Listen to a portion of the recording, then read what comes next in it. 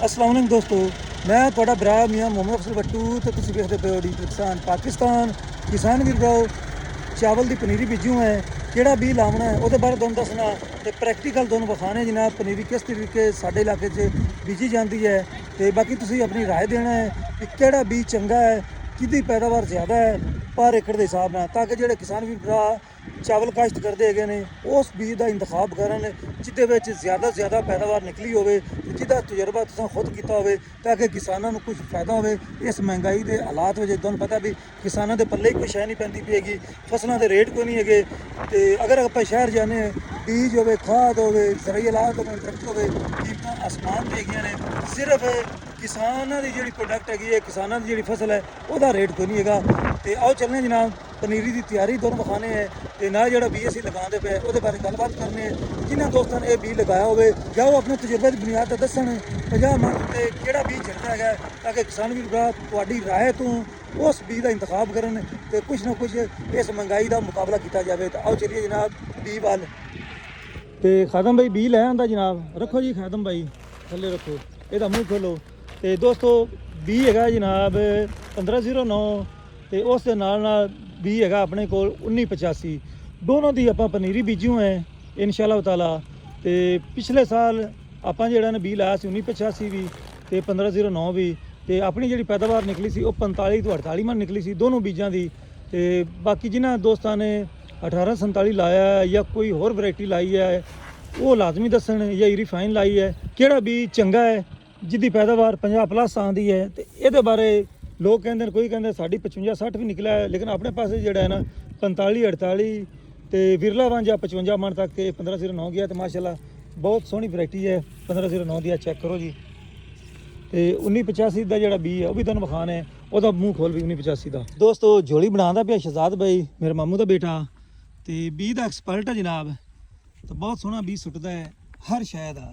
तो बीज जिस तरीके तुहानूं मैं दस्सिया भी 1509 है तो शहजाद भाई की हाल है? ठीक भाई एक दोहरी छाट सटनी है तरोरी सटनी है किस तरीके दोहरी छाट साड़ते सर दोहरी ओके हो जासी ओके होई को बाद च भी लाप तीन छाटा हो जासी। अच्छा ये मैं दस भी पा एक मरले च कितना बी पावांगे?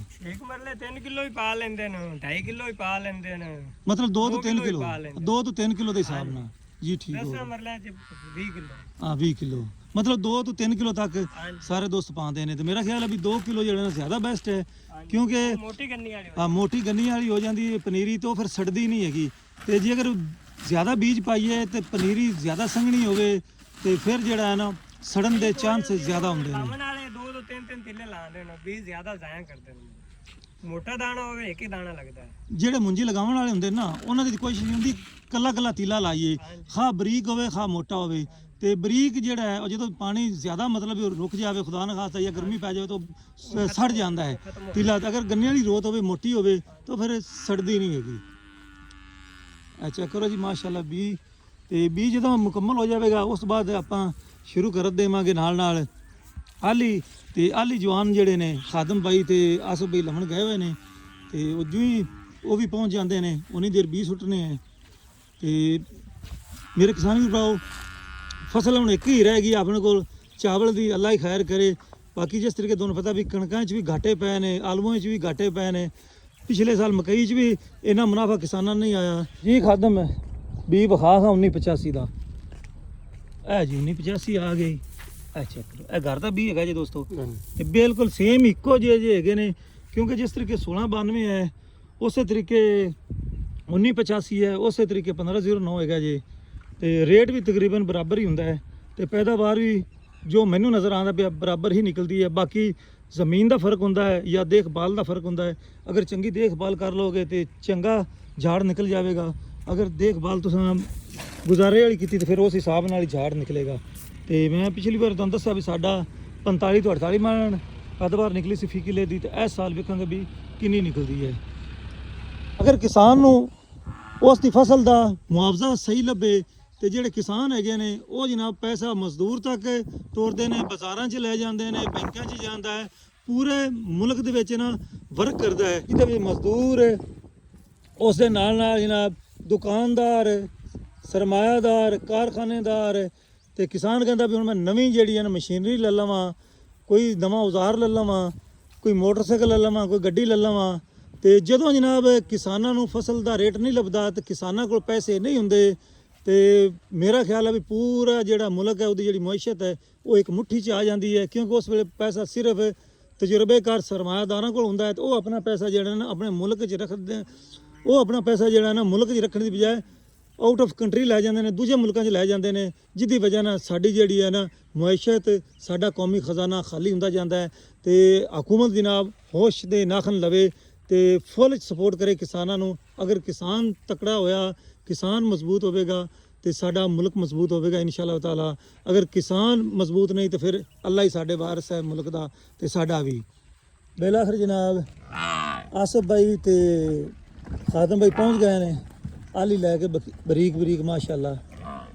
ਤੇ ਇਹ ਹੁਣ ਚੈੱਕ ਕਰੋ, ਅੱਲਾ ਨੂੰ ਯਾਦ ਕਰਕੇ ਆਲੀ ਪਾਣੇ ਤੇ ਜਦੋਂ ਆਲੀ ਮੁਕੰਮਲ ਹੋ ਜਾਵੇਗੀ ਫਿਰ ਪਾਣੀ ਲਾ ਦੇਵਾਂਗੇ ਇਨਸ਼ਾਅੱਲਾਹ ਤਾਲਾ। ਤੇ ਦੋਸਤੋ ਇਹ ਚੈੱਕ ਕਰੋ ਜੀ, ਪਾਹ ਪਾਉਂਦੇ ਮੈਨੂੰ ਪਾਹ ਬੜੀ ਬਰੀਕ ਹੈਗੀ ਹੈ। ਤੇ ਵੈਸੇ ਤਾਂ ਮੈਂ ਖਾਦਮ ਬਾਈ ਨੂੰ ਆਖਿਆ ਵੀ ਜਿਹੜੀ ਡਿੱਗੀ ਨਹੀਂ ਲਾਉਣੀ, ਜਦੋਂ ਡਿੱਗੀ ਲੱਗ ਜਾਂਦੀ ਯਾਰ ਤਾਂ ਫਿਰ ਉਤੋਂ ਪਾਹ ਚੁੱਕਦੇ ਨੇ। ਜਿਸ ਤਰੀਕੇ ਹੁਣ ਆਸਫ ਨੇ ਚੁੱਕਿਆ ਹੈ ਤੇ ਬਿਲਕੁਲ ਇਹਨੇ ਬੀ ਵੀ ਹੁੰਜ ਦਿੱਤਾ ਹੈ, ਜਾਂ ਫਿਰ ਬੀ ਵੀ ਹੁੰਜੀ ਜਾ ਸੀ ਦਾ ਤੇ ਬੀ ਨਾ ਹੁੰਜੀਜਾ ਤੇ ਫਿਰ ਦਿੱਤਾ ਹੈ ਵੱਡੀ ਲੱਗ ਜਾ ਸੀ, ਜਿਹਦੀ ਵਜ੍ਹਾ ਨਾਲ ਫਿਰ ਜਰਮੀਨੇਸ਼ਨ ਵਿੱਚ ਪ੍ਰੋਬਲਮ ਆਉਂਦੀ ਹੈ। ਤੇ ਕੋਸ਼ਿਸ਼ ਕਰਨੀ ਚਾਹੀਦੀ ਹੈ ਜਦੋਂ ਵੀ ਤੁਸੀਂ ਆਲੀ ਪਾਵਣੀ ਹੈ ਰੇੜੇ ਦੇ ਉੱਤੇ ਹੀ ਮਤਲਬ ਤੁਸੀਂ ਸੁੱਟਣੀ ਆ। ਆਉਣਾ ਵੇਖਣਾ ਦੁਬਾਰਾ ਇਹਨੇ ਚੁੱਕੀ ਇਹਦੇ ਤੇ ਉਵੇਂ ਹੀ ਲਗਾ ਗਿਆ ਆ, ਦੁਬਾਰਾ ਕੋਸ਼ਿਸ਼ ਪੁੱਤਰ ਕਰ ਥੱਲੋਂ ਬੜੇ ਆਰਾਮ ਨਾਲ ਹਥਿਆਤ ਨਾ ਚਾਹਣੀ ਹੈ। ਠੀਕ ਹੋ ਗਿਆ ਤੇ ਸੋਹਣੀ ਕਰਕੇ ਪਾਹ ਪਾਣੀ ਹੈ ਤਾਂ ਕਿ ਪਨੀਰੀ ਜਿਹੜੀ ਹੈ ਪੱਟਣ ਨੂੰ ਆਸਾਨੀ ਹੋਵੇ, ਬੀਜ ਜਿਹੜਾ ਹੈ ਤਸੱਲੀ ਨਾਲ ਕੱਜਿਆ ਜਾਵੇ ਪਰ ਤੇ ਸੋਹਣੀ ਜੀ ਆ ਜਾਵੇ ਆਲੀ ਦੀ ਮਾਲੂਮ ਹੋਵੇ ਵਾਕਈ ਰੋਤ ਜਿਹੜੀ ਹੈ ਉਹ ਲੱਗੀ ਪਈ ਹੈ। ਕਿਸਾਨ ਵੀ ਕੱਲ ਮੈਂ ਕੰਮ ਚਲਾ ਗਿਆ ਸੀ ਤੇ ਆਸਫ ਭਾਈ ਤੇ ਖਾਦਮ ਭਾਈ ਨੇ ਜਨਾਬ ਪਿੱਛੋਂ ਕੰਮ ਮੁਕੰਮਲ ਕਰ ਦਿੱਤਾ, ਰੂੜੀ ਪਾ ਕੇ ਪਾਣੀ ਲਾ ਦਿੱਤਾ ਤੇ ਇਸ ਤਰੀਕੇ ਜਨਾਬ ਮੁਕੰਮਲ ਹੁੰਦਾ ਜੇ ਪ੍ਰੋਸੀਜਰ ਪਨੀਰੀ ਲਾਉਣ ਦਾ। ਤੇ ਹੁਣ ਜਨਾਬ ਤੁਸੀਂ ਆਪਣੀ ਕੀਮਤੀ ਰਾਏ ਲਾਜ਼ਮੀ ਦੇਣੀ ਹੈ, ਬੀ ਕਿਹੜਾ ਲਾਈਏ, ਖਾਸ ਕਰਕੇ ਸੁਪਰ ਵੈਰਾਈਟੀ 'ਚ ਜਿਹਦੇ 'ਚ 1692 ਹੈ, 1985 ਹੈ, 1509 ਹੈ ਜਾਂ ਪਾਕਿਸਤਾਨੀ ਸੁਪਰ ਹੈ ਜਾਂ 1847। ਤੁਸੀਂ ਆਪਣੇ ਤਜਰਬੇ ਦੀ ਬੁਨਿਆਦ ਤੇ ਜਨਾਬ ਆਪਣੀ ਰਾਏ ਦੇਣੀ ਹੈ। ਖੁਰਾਕ ਤੁਸੀਂ ਕੀ ਪਾਈ ਸੀ ਤੇ ਤੁਹਾਡੀ ਜਨਾਬ 50 ਮਣ ਫੀ ਕਿੱਲਾ ਪਲੱਸ ਪੈਦਾਵਾਰ ਨਿਕਲੀ ਸੀ ਤੇ ਆਪਣੀ ਰਾਏ ਲਾਜ਼ਮੀ ਦੇਵੇ ਜੇ। ਤਾਂ ਹੁਣ ਮੈਨੂੰ ਦਿਓ ਇਜਾਜ਼ਤ ਹੈ, ਤੁਹਾਡਾ ਭਰਾ ਮੀਆਂ ਮੁਹੰਮਦ ਅਫਜ਼ਲ ਭੱਟੂ। ਅੱਲਾ ਹਾਫਿਜ਼। ਪਾਕਿਸਤਾਨ ਜ਼ਿੰਦਾਬਾਦ।